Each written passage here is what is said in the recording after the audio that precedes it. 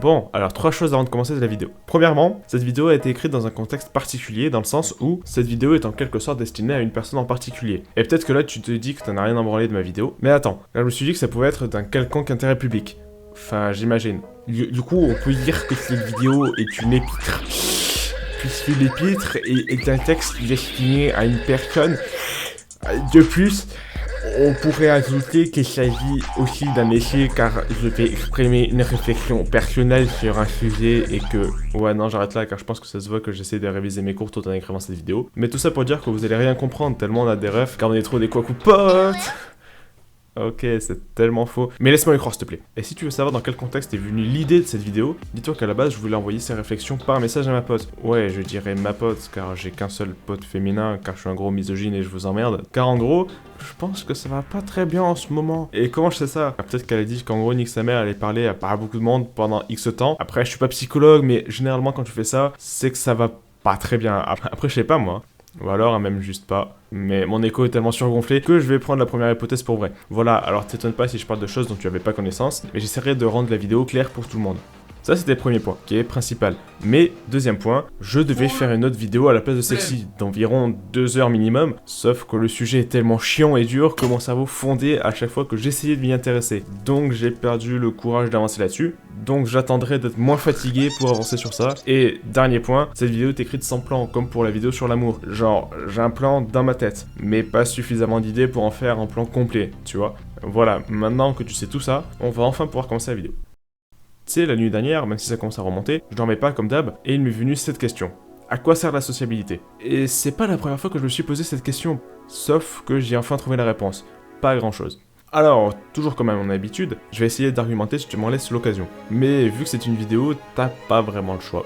Du coup, comme je fais pas usuellement, je vais pas te donner le contexte car sinon ça me niquerait un argument et flemme, tu sais. C'est pas que je veux te convaincre, mais comment dire? Non, de toute façon, je veux pas vraiment te convaincre car j'imagine que tu l'es déjà, sinon on se parlerait encore lol. Mais vas-y, je veux juste te montrer que j'ai capté un truc. Avant que je m'explique, j'aimerais nuancer mes propos. Ou du moins modéliser car ici on parle le vrai français quoi. Bref, donc avant que tu m'attaques sur ça, non, je dis pas que la sociabilité est totalement inutile, mais juste un confort nécessaire. Et j'aimerais dresser un tableau pour prouver ce que je dis. Du coup, on va mettre d'un côté les points positifs et de l'autre les points négatifs. Et ça te sera bien plus explicite. Alors, comme point positif, qu'est-ce qu'on pourrait mettre? Non, je pose vraiment la question étant donné que j'ai pas d'amis. Non, allez, donc je sais pas, on pourrait d'abord dire que c'est utile pour éviter de devenir fou, car si tu vois strictement aucun autre être humain que toi, bah tu vas commencer à t'inventer des choses pour parler avec, et tu vas commencer à les humaniser, faire en sorte que ça te ressemble, pour finir en leur donnant une conscience. Et ça, c'est ce qu'on appelle la folie. Mais autrement, un ou une amie, ça t'apporte autre chose, comme du bonheur ou même une opinion contraire, comme tu me l'as moult fois démontré, ou encore du soutien. Alors voilà, grossièrement, c'est ça. Puis ça sert à rien d'essayer de rajouter autre chose, tu verras bientôt pourquoi. De l'autre côté, on peut dire que ça peut être considéré comme une perte de temps. C'est triste à dire, mais c'est réel. Et c'est tout. Alors tu te demandes sans doute pourquoi ce gros fils de pute te dit que la sociabilité sert à rien, alors qu'il vient de te démontrer le contraire. Déjà, je suis pas gros, puis après, laisse-moi le temps de finir. C'est pas la première fois que je fais des monologues interminables sans jamais te donner la parole, tu sais. Enfin, tu le saurais si t'arrêtais de me mettre des vues Twitter. Donc, maintenant, on va se poser une question. Est-ce que tous ces aspects positifs, on pourrait pas les avoir nous-mêmes? Avant de me dire que je dis de la merde, laisse-moi utiliser de l'argumentation logique. Et on va faire ça point par point. C'est pour ça que j'en ai pris 3. Je suis un gros branleur. Du coup, premier point, ça peut nous apporter du bonheur. J'insiste sur le verbe peut, mais ne pourrais-tu pas le remplacer par autre chose? Genre, des médias comme YouTube, Internet, ou plus largement des livres ou la télé, etc.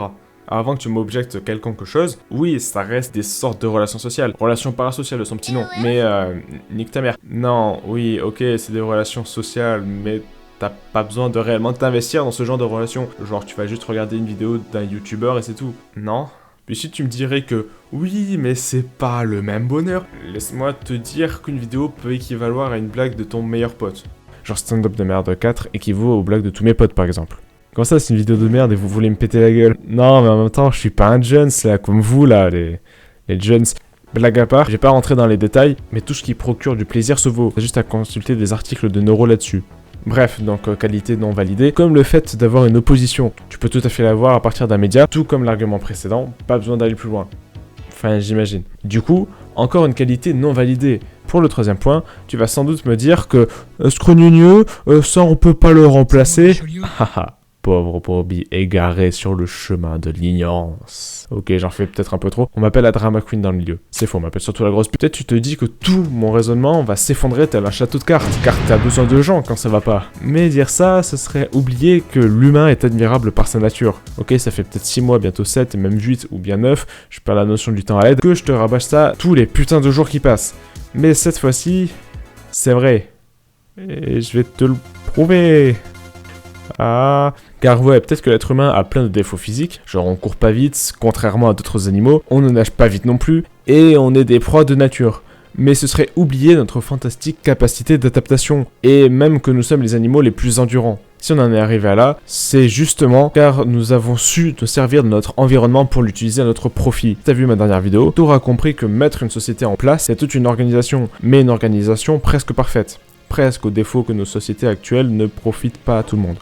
Mais cette puissance d'adaptation, d'organisation, cette intelligence font la force même de l'être humain. Ce que je veux dire par là, c'est que l'humain est capable, seul, de se sortir de n'importe quelle situation aussi difficile soit-elle.